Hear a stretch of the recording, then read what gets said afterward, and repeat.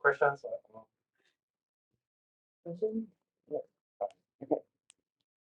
So Rust 16 is the one that Zcash, yeah, that's the one that Zcash used. So it's good to know what it is. Rust 16 because it was invented in 2016.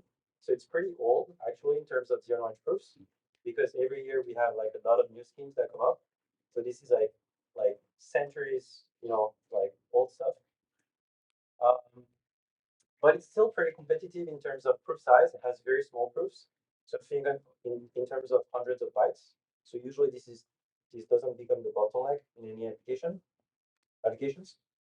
Um, this is a bit more technical, but it relies on arithmetization. So you end up encoding your circuit in this special thing called R1CS.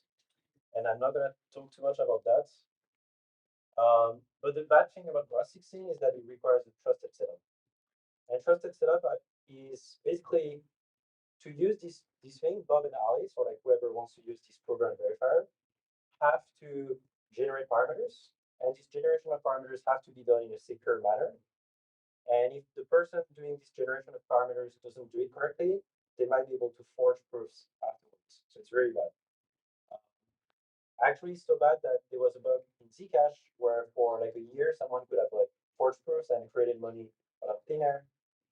So pretty bad stuff. The other stuff is that the trusted setup is per circuit. And so you have to sort of generate that every time you want to update your circuits, or every time you have some new logic that you want to prove, or if you find a bug and you want to update it, then you have to regenerate a setup. Uh, so the way people do it, that they do these NPC ceremonies, like multi-party computation, and many people come, maybe sometimes hundreds of people, and everybody participates, and 100% is honest, then the thing is secure. So today we have pretty good assurance that these things work. It's just that they're a pain in the ass to run, and if you can avoid it, it's good to avoid. Um, and we have tooling to play with Rust 16. The thing that everybody uses is called Circom to write circuits, and SnarkJS you can use to prove or verify, and people use it to verify proofs on Ethereum as well. And so nowadays, I would say like most projects that I see on Ethereum are using Circom, SnarkJS, and Rust 16. Um, The tooling is not great though. I spent a lot of time with Circom and SnarkJS and did the compiler code and all of that code. And personally, I don't like it. And if I had more time to look for bugs, then that's where I would spend my time. Um, but yeah, this zero knowledge proof. It's pretty experimental what we're doing. So, and yeah, as I said, still used all over the place. I'm auditing some like a lot of Circom stuff. Sway protocol from Eastern Labs just released this ZK logging thing. We just audited. We audited Penumbra also. Not so long ago, actually, we found a double spanning there, so it might be interesting to look at if you guys are interested. But yeah, Rust 16 still used, even though it's a pretty old scheme. Okay, so remember I was working at NCC Group, I was doing audits and stuff like that. At some point, I guess a coworker invited me to go to a party, and it was like the Coda Protocol party. Today they changed their name because they got sued by another coworker. And basically at the time, like I went to the party and they were presenting this thing, and this was the demo on their website. And if you don't know Coda Protocol or Mina Protocol, basically how it works is that, or the way the demo works is that you would go in your browser and you would synchronize to the blockchain in seconds, and then you would like verify every block and you get some animation, and it was super cool. And yeah, usually blockchains you have to start from actually I have some slides for it. Yeah, usually blockchain you have to start from Genesis and blocks accumulate, and then if you want to synchronize to the latest states, you have to kind of go through each block one by one and verify that.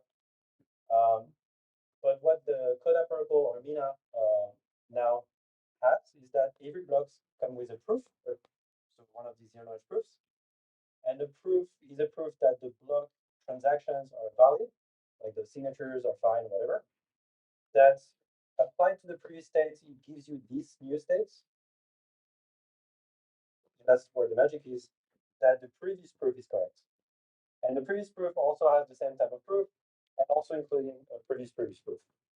And so I guess that slide conveys what I thought at the time. I was like, holy fuck, this is magical. like a proof, verifying another proof, whatever. Um, and so I guess the idea of Mina is that, damn it.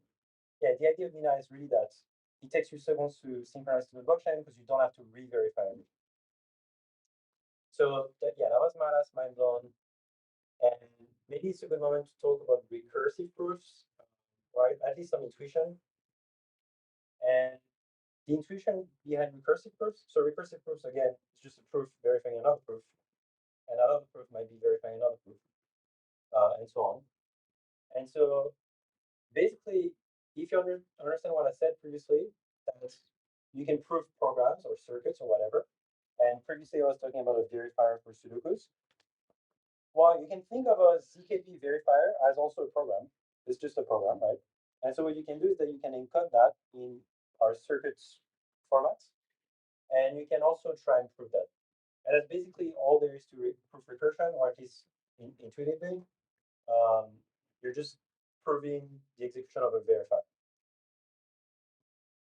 Um, yeah, there's a lot of stuff in my slides. Sorry about that. But so, some interesting things, I guess, recursion allows you to prove long running computation. So in the case of Mina, you have a long running computation and you can stop at different points in time and create a proof.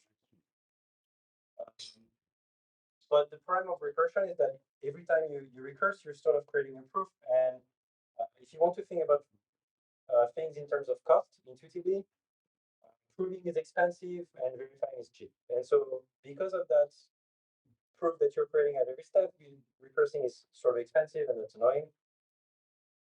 Um, so Zcash actually introduced something called Hello or Hello 2. And the idea was to like defer some of the hard computations to later. And I'm not gonna explain what later means here because it's really complicated. Um, and recently, there's a new technique, very new technique, or somewhat new technique called folding. I call it pre-proof recursion because you basically recurse without creating a proof, and only at the very end you create a proof. So yeah, we're avoiding creating proof at every step of the recursion. So I think that's everything I'll say about recursion, but I'll mention it later. But it's a very interesting technique and it brings new use cases and these kind of things. All right, so I guess at the time I wanted to join cryptocurrency projects, so I joined Libra slash DM, it was renamed, and I worked from there for 2 years at Facebook. Didn't really have anything to do with CK, but during that time, I the only interesting thing I can tell about ZK about that time was when I discovered Plumo from Tillo. So Tillo is another cryptocurrency, and their Plumo stuff was basically a verifiable like client. And what they did was sort of like Mina, you could like fast forward and bootstrap a node, so like synchronize the blockchain very quickly, just by verifying signatures, by verifying some stuff even by consensus, by the network. Um, I guess whereas Mina is like sort of proving all of the computations and really like everything they can, this is more like a light approach where you're proving just consensus stuff, if that makes sense. So that's one project I tried to push pretty hard when I was at Libra, but Libra died and I ended up leaving. And oh, what is this? Oh, okay. So I have a slide on like applications, which is interesting also. So I was thinking of, so yeah, let's take a break instead of applications. And I was trying to think of like what are cool applications for ZKPs, zero knowledge proofs. And here's how I see things. Right. So the privacy aspect is brought by that ZK proofs. And the privacy mostly impact end users. So if you're not touching end users, usually don't really care about the ZK part. Um, my belief is that the privacy part is mostly going to be useful for the blockchain side because there's a lot of privacy things that are attractive. Um, and so what I'm saying is that something that we don't really think when we think about ZK proofs, because we only have the ZK part here, is that ZK proofs are supposed to be succinct also. And so they're basically compressing a lot of computation. So there's this idea of compressing computation that can be useful mostly between machines and when no user is involved. Uh, and So basically, the Mina stuff and the Plumo stuff to me is machine to machine. It's like a client or node talking to a server. There's no privacy required. When we think of ZK rollups on Ethereum, usually there's no privacy required. Also. But I'm not going to talk about that. So my belief is that succinctness is going to be the most useful stuff for the non-blockchain world. You, controversial take, but I mean maybe not that controversial, but people mostly don't care about privacy. Usually they want something usable, something fast. Um, and so if you're trying to create an application and your only feature is privacy, usually people are not going to be using it, or a very small group of people are going to be using it. And I've seen this happen over and over with like encrypted emails, encrypted messages, and all sorts of privacy applications. The verifiable computation part, I think, is also not. People don't really care in general that the server did the hacking. Usually, whenever people come up with like schemes where they say, "Oh, we can verify the computation of something," and users are really going to be happy with that, I often think that actually the server can just sign something and that's going to be enough. And so usually to me signatures are fun enough. Uh, but what's interesting though, what I've seen that's interesting is that sometimes verifying signatures in a zero knowledge proof is something interesting. Something interesting. So what Mina does basically verify signatures in a zero knowledge proof and some more stuff. What Pluma did was verifying signature in a zero knowledge proof. I mentioned CK login, there was CK mail recently. All applications verifying signatures in zero knowledge proof. All right, so here it is. You guys can read in the back, but it's fine. Okay, during my time at Facebook, I guess I wrote a book. You guys should go online and buy it. There's some cute diagrams and stuff like that. That's all there is to say. And then I was like, okay, I lost 2 years of my life on a project that didn't launch, and what should I do? And throughout that time, I was really interested by zero knowledge proofs, and I was like, I still haven't really learned anything about zero knowledge proofs. And so I joined basically the only project that really blew my mind at the time, which was Mina, or Coda at the time, but then Mina. And I worked for 2 years on something called Kimchi, which is it's not really a proof system, but it's sort of a variant of Plonk, which I'm going to talk about. Next time you think about Plonk, you should think about that, of course. And okay, so now I should talk about Plonk. I guess this is the second proof system that I'm gonna mention. Actually, I don't know how much time I have. Just stop me if I Yeah, sure. But Plonk is the second proof system I want to talk about because it sort of got rid of the trusted setup stuff that we didn't like. And it brought this universal trusted setup, which is basically that you do the setup once and then you can use it for whatever circuits that you want, up to like some circuit size, but it's pretty flexible. It brings a different arithmetization. So I was talking about R1CS before. It brings something called sometimes plonkish, but that doesn't matter too much, but it's good to know. Yeah, I mean, it sucks because like all the tooling that we had before doesn't really work anymore because of that. But if you want to use R1CS, I guess Marlin is the Plonk of R1CS. And Plonk is like an insane lines of it. Like everybody has built on it. There's Plonk, there's Turbo Plonk, there's Fluka, Ultra Plonk, Plonk, Schlonk, Keeper Plonk, Plonk. I wish I was making that up, but these are actual papers. And just to tell you, like basically everybody's, or there's like a bubble of people using Plonk. Um, I'll mention transparent schemes. So there's an alternative to like universal trusted setup, which is not to have a trusted setup at all. Um, I think Starks were the first one to do that. So if you think of all the schemes I've been talking about, you can think of them as Snarks. And it doesn't matter why, but we call them Snarks. And Starks is like another bubble, and the differentiation between the two also doesn't really matter, in my opinion. But one way to think about it is that Starks are like no trusted setup, so you don't even need to have that person that might do something bad and could forge proof afterwards. And they're hash based, so often you see people talking about them as like they're post quantum resistant, like in a world where there's post quantum computers, these will be nice to have, and so on. The nice thing about Starks and why people use them today is that they're very fast to prove. So proving is the most expensive cost.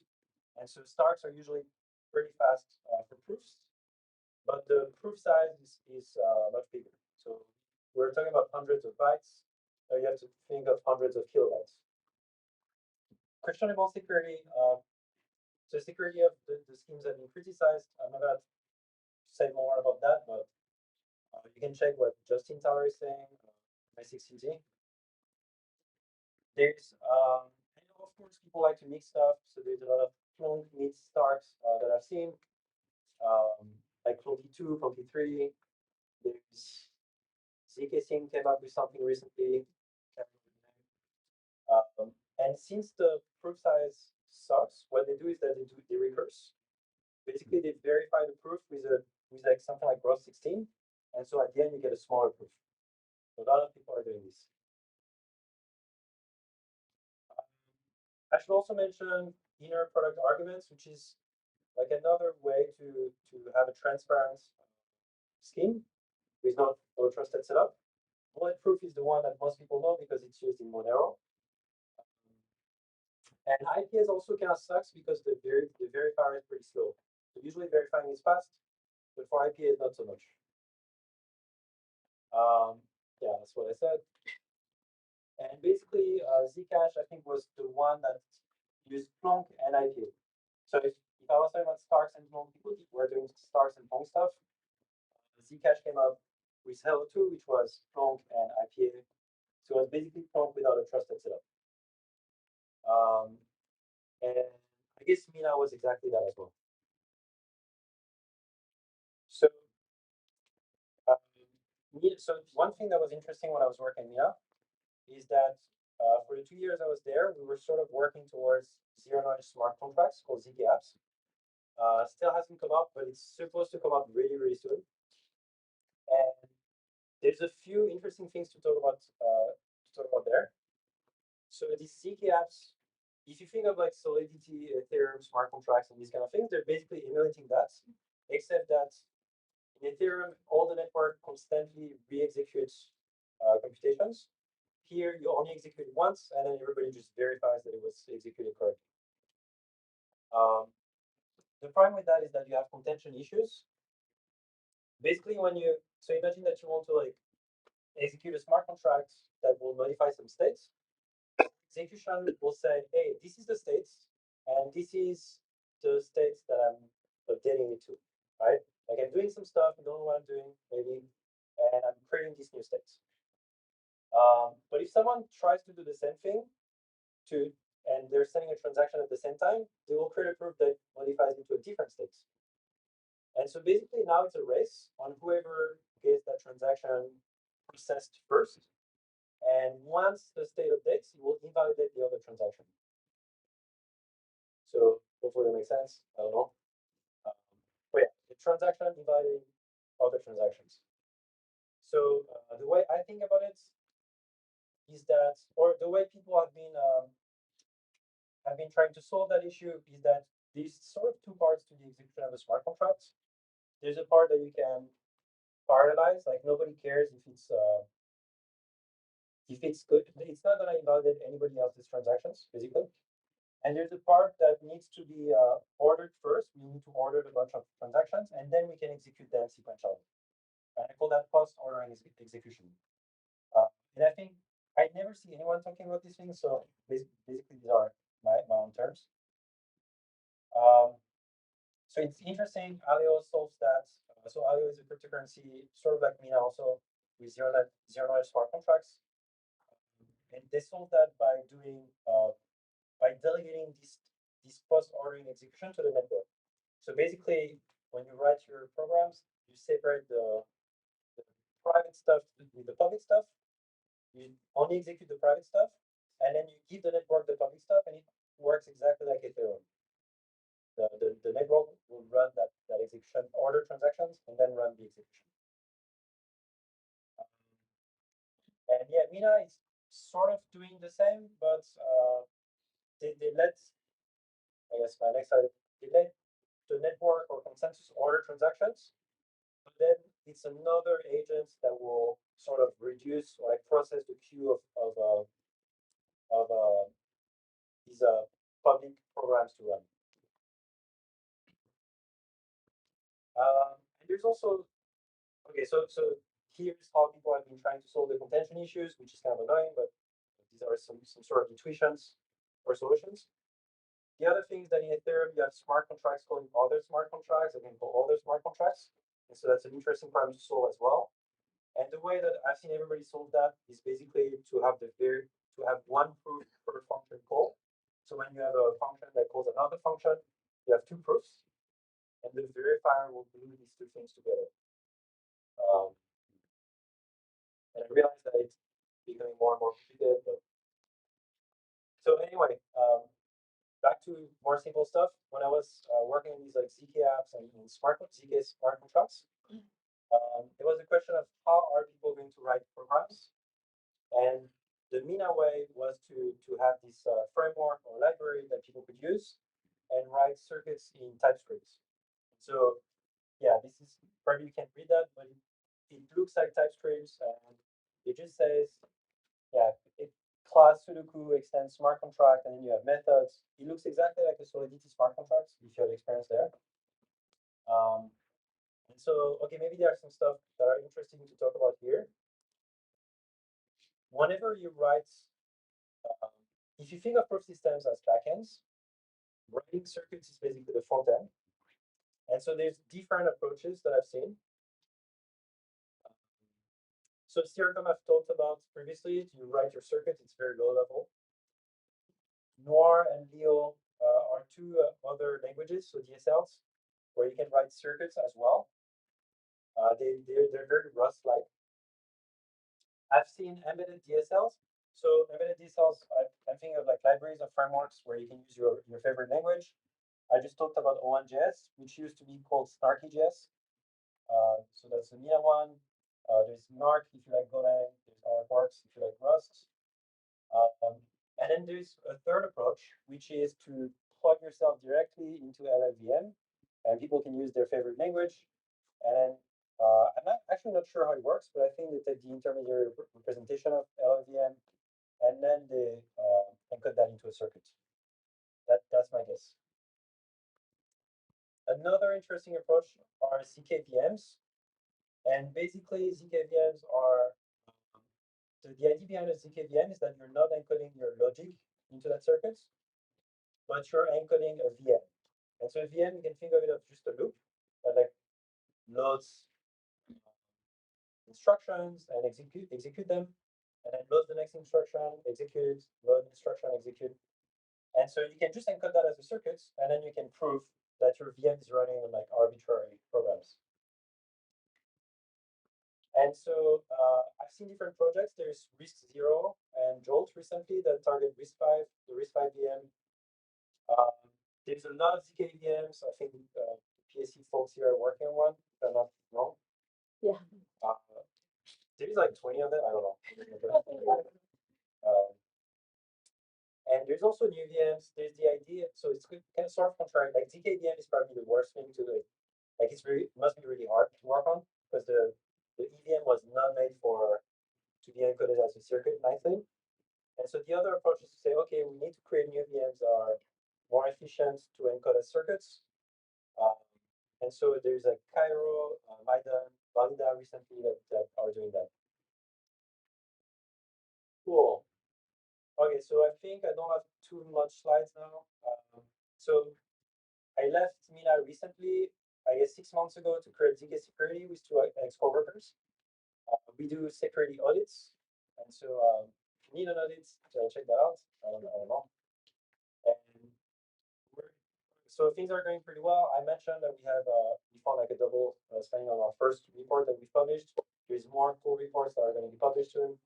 We're organizing the Z Prize also, and so I guess I have one more slide on efficiency stuff, but do I have the time or should I? You do. You have another 40 minutes. 14 minutes? Yeah, 40 14?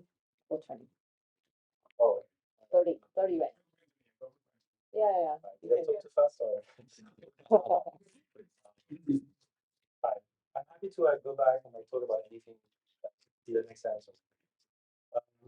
Okay, so Z price is interesting because we're trying to like basically we're giving a bunch of money to people to solve efficiency issues. And so talking about efficiency issues, um, these probably not exhaustive, but these are some of the problems that people have. Basically, encoding logic in circuits is kind of hard and tricky, and so sometimes simple stuff will take a lot of multiplication or addition gates, and so you end up with like huge circuits, and it basically blows up your circuit, and either you can't prove it because it's too big, or it's too slow, or things like that. Um, Bitwise operations, basically, there's a bunch of stuff that are really not friendly to write as circuits, and most of today's cryptography is like not easy to write as into circuits, so hash functions and elliptic curve operations or whatever. Number operations, so like big ints, like when you want to like do arithmetic in like different types of fields or with like large numbers and things like that, it's kind of hard. And the reason it's kind of hard is that it's hard to do range checks to check if numbers are in a certain range. Uh, and yeah, prover are pretty slow in general, and the prover uses a lot of memory. And there's probably more, but these are some of the stuff that are annoying.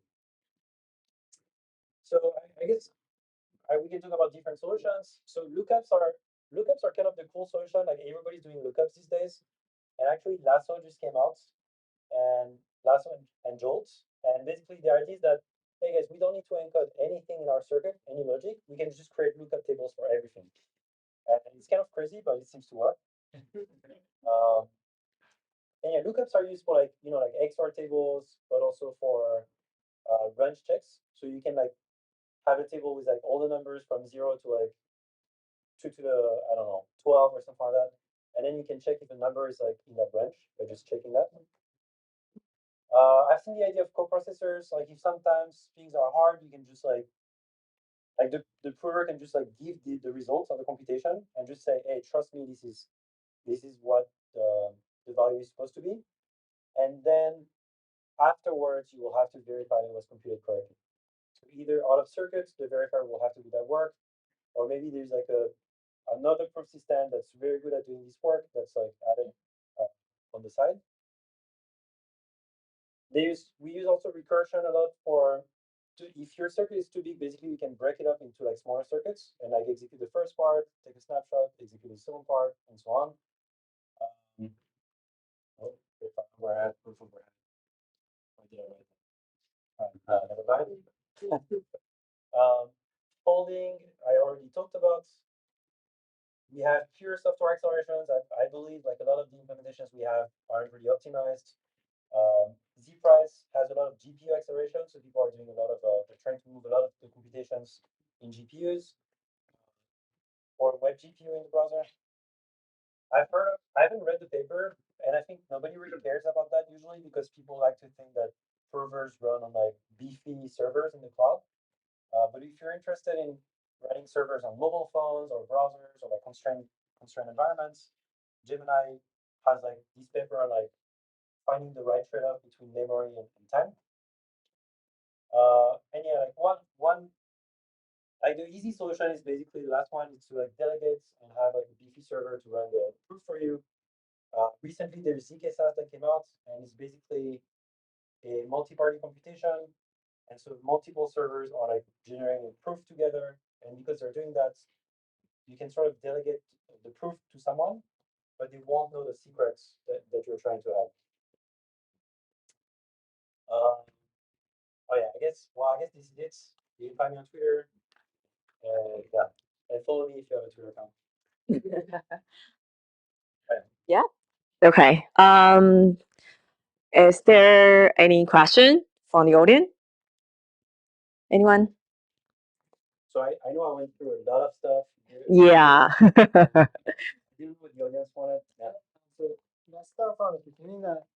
I'm not really sure about that. Yeah, but why you're talking about the trace of what's the idea of trace that you show maybe at 5 or 6 page that their chart with a computation. Oh yeah, what's the idea of that slide. So I had people ask me like, how do you go from like a program to like a group?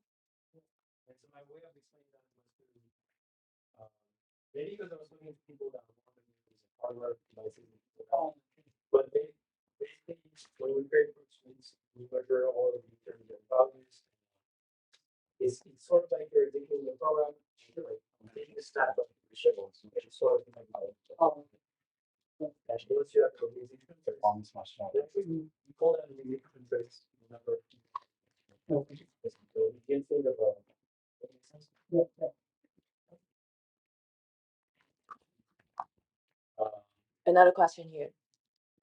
Yeah, so I wonder your opinions on like folding will like makes Stark kind of irrelevant, which you mentioned in your previous podcast with Note Guardian. Like, would you mind like, elaborating on that? so yeah, I don't remember exactly what I said, but so one thing is that like all the star stuff is not very I it's about the end, but I don't find the most elegant stuff because it's like hash based. But I see that in the past with like kind of the signatures, these schemes. Like you hit you need transcript quickly. And so hash functions are like movements that are like homomorphic. You can like add movements together and see how that. And so there's a lot of things that don't work easily. Matching is pretty hard. Stars, polling, can't really do that. Um, so I think we're like zero groups are like moving very quickly, but I don't see stars moving as fast as like the other thing. I realize I'm more like structured functions. And so to me, folding is kind of like the ultimate hack. Like there's a lot of things to optimize in folding.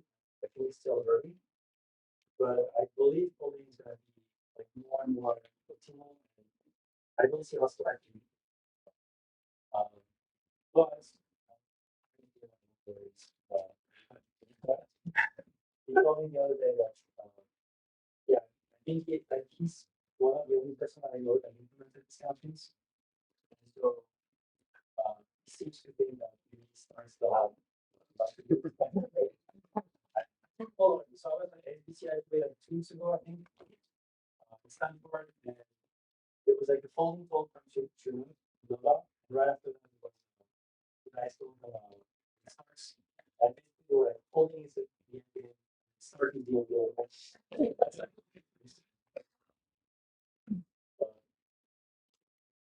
makes sense. That's not. Okay. Anyone else? Can you try to speak louder? Hi. Just wondering, what's your opinion on the necessity of layer one ZK blockchains? Like, what do you think the possible pros and cons that we need this? Um, okay, that's a good question. So basically, like here, I think I'm attracted with the zero like smart contract systems because basically you get privacy, not for free, but it's not that you get privacy. And I think what Mina doing is very interesting, like rolling up the whole blockchain. Or when I think of thinking blockchain, also thinking like tools like consensus. But I see your questions as more like can we just do these things on layer twos? If that's what you want. So I guess you have like admin network, like Starknights, L2 platforms that sort of do the same. I think they're sort of the same. Yeah, like what's an algorithm? Um, and yeah, so it's kind of hard to say here because there's a lot of different people, but We're fine. if they're fastest L1, I think then we have like much faster L1s and more modern schools. I'm thinking of actually I realized like a pretty interesting consensus protocol. So I use Wolfram, which you can the line of like consensus protocols on like loaded on like DAGs and things like that. So Swift protocol uses that also. And these consensus protocols are really fast. And to me, like all these DK rollups and all these kind of things are sort of like avoiding the problem of the elements and trying to fix things like the elements, but yeah, at the end of the day, you have like a lot of elements, and like every time you want to go from one output to the other output, you're going to pay the cost. Um, so so that's one part of the issue. And yeah, I don't know how it's satisfying or like uh,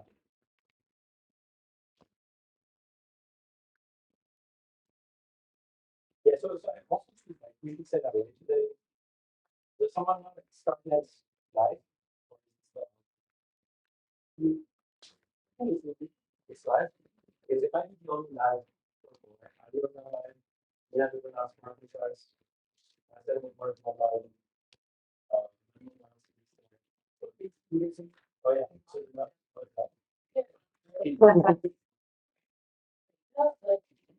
I don't know. Yeah, I thought they were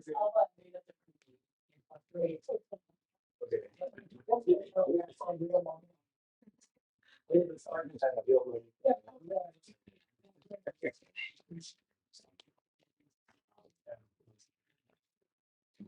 It's open.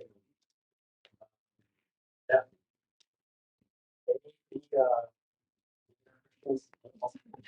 Only for beginner? Oh, hold on.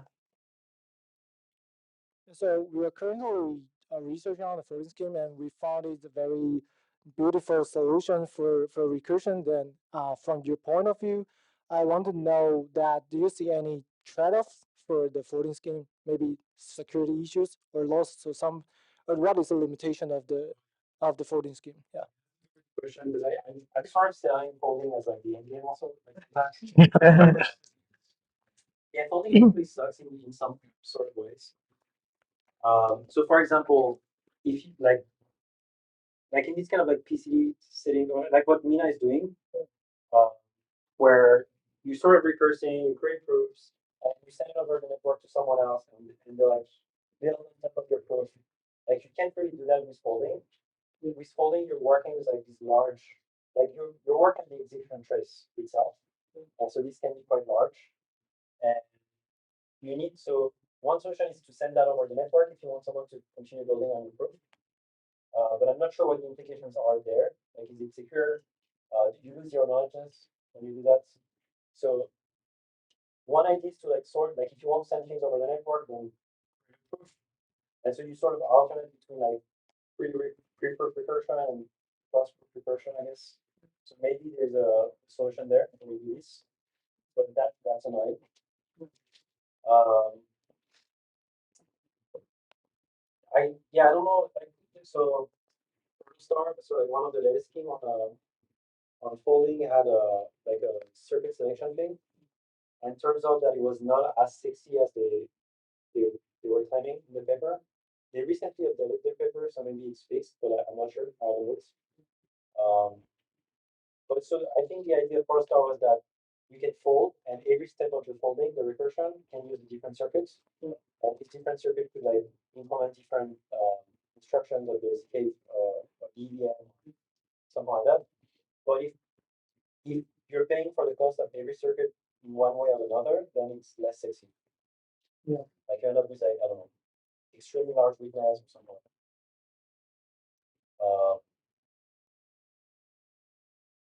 Yeah, I don't know. I feel like these are some of the limitations I can think of. Yeah, there's also this like cycle of curve that's kind of annoying to deal with. Cycle of curve. So yeah, do I need to explain? It's kind of an implementation detail, but yeah, things are hard on one curve, so you have to like alternate between two curves. But if you don't want one that's so optimized, maybe you don't need to use. I mean the sexiness of folding is that you can have like smaller circuits, Yeah.